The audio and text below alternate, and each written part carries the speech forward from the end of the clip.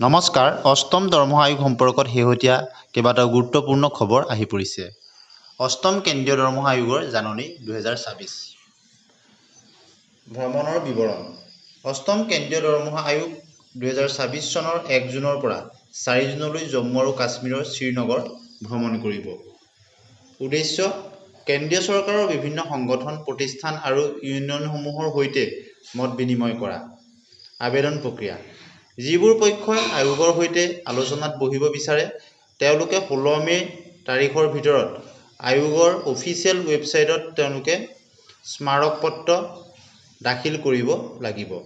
সাক্ষাৎকাৰৰ বাবে আবেদন: স্মাৰকপত্ৰ জমা দিয়াৰ পিছত লাভ কৰা ইউনিক সেৱা আইডিৰ জৰিয়তে তেওঁলোকে সাক্ষাৎকাৰ কৰিব পাৰিব।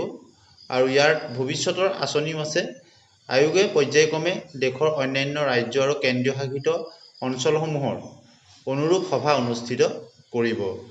গতিকে অত্যন্ত এটা সুখবৰ বুলি ক'ব লাগিব। জম্মু আৰু কাশ্মীৰত থাকিব। এখন অফিচিয়েল যিখন লেটাৰ অষ্টম দৰমহা আয়োগৰ ফালৰ পৰা 1 মে'তে তেওঁলোকে কৰিছে জম্মু কাশ্মীৰ ভ্ৰমণৰ সম্পৰ্কত ইতিমধ্যে আপোনালোকে অৱগত হৈছে আৰু অফিচিয়েল লেটাৰখনো আপোনালোকে দেখিছে।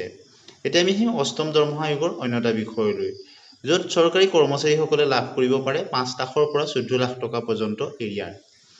নতুন দৰমহা গাঁথনি কাৰ্যকৰী হ'লে কৰ্মচাৰীসকলে এক বৃহৎ পৰিমাণৰ এৰিয়াৰ বা বকেয়া ধন লাভ কৰাৰ আশা কৰিছে। অষ্টম দৰমহা আয়োগক লৈ কেন্দ্ৰীয় চৰকাৰৰ কৰ্মচাৰী, বিভিন্ন সংগঠন আৰু আয়োগৰ মাজত চলি থকা বৈঠকসমূহৰ ওপৰত সকলোৰে দৃষ্টি নিবদ্ধ হৈ আছে। এফালে আয়োগে পৰামৰ্শ দাখিলৰ অন্তিম তাৰিখ বৃদ্ধি কৰি 15 জুনলৈ বৃদ্ধি কৰা হৈছে। আনফালে নতুন দৰমহা গাঁথনি কাৰ্যকৰী হ'লে কেনেদৰে এৰিয়াৰসমূহ প্ৰদান কৰিব তাক লৈ জল্পনা-কল্পনা চলিছে। আৰু এই এৰিয়াৰৰ পৰিমাণ 5 লাখ টকাৰ পৰা 14 লাখ টকালৈকে হ'ব পাৰে বুলি চৰ্চা চলিছে। যদি চৰকাৰী অনুমোদনত পলম হয় আৰু আয়োগৰ পৰামৰ্শ কাৰ্যকৰীত পলম হয় তেনেহ'লে নিৰ্দিষ্ট সময় 1/1/24 পৰা কৰ্মচাৰীসকলে তেওঁলোকে এৰিয়াৰসমূহ লাভ কৰিব। দৰাচলতে স্মাৰকপত্ৰ দাখিলৰ প্ৰক্ৰিয়া 5 মাৰ্চ 2024ত আৰম্ভ হৈছিল। প্ৰথমে ইয়াৰ অন্তিম তাৰিখ 30 এপ্ৰিল নিৰ্ধাৰণ কৰা হৈছিল। পিছত ইয়াক 31 মে'লৈ বৃদ্ধি কৰা হয়। এতিয়া পুনৰ বৃদ্ধি কৰি 15 জুন কৰা হৈছে। আয়োগে স্পষ্ট কৰি দিছে যে কেৱল চৰকাৰী ৱেবছাইটৰ জৰিয়তে পৰামৰ্শ গ্ৰহণ কৰা হ'ব। হাৰ্ড কপি, ইমেইল বা PDF-ৰ জৰিয়তে পঠোৱা নথিপত্ৰ বিবেচনা কৰা নহ'ব।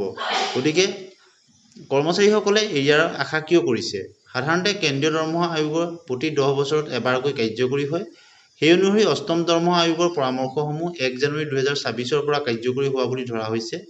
কিন্তু আয়োগৰ চূড়ান্ত প্ৰতিবেদন প্ৰস্তুত, চৰকাৰী অনুমোদন আৰু নতুন বেতন গাঁথনি ধাৰণা কৰা হৈছে যে এপ্ৰিলৰ 27ত নতুন দৰমহা কাৰ্যকৰী কৰে। তেন্তে কৰ্মচাৰীসকলে জানুৱাৰী 2024ৰ পৰা কাৰ্যকৰী হোৱাৰ তাৰিখলৈকে সকলো বকেয়া ধন একেলগে লাভ কৰিব পাৰে। আৰু এই কাৰণে লাখ লাখ কৰ্মচাৰীৰ মাজত জল্পনা-কল্পনা চলিছে। 5 লাখৰ পৰা 14 লাখ টকালৈকে হ'ব পাৰে এৰিয়াৰ। শেহতীয়াকৈ কিছুমান প্ৰতিবেদনত কোৱা হৈছে যে কেন্দ্ৰীয় কৰ্মচাৰীসকলে 5 লাখ টকাৰ পৰা 14 লাখ টকালৈকে এৰিয়াৰ লাভ কৰিব পাৰে। অৱশ্যে এই পৰিমাণ এতিয়াও কেৱল এক অনুমান। ইয়াৰ মূল ভিত্তি হৈছে ফিটমেণ্ট ফেক্টৰ।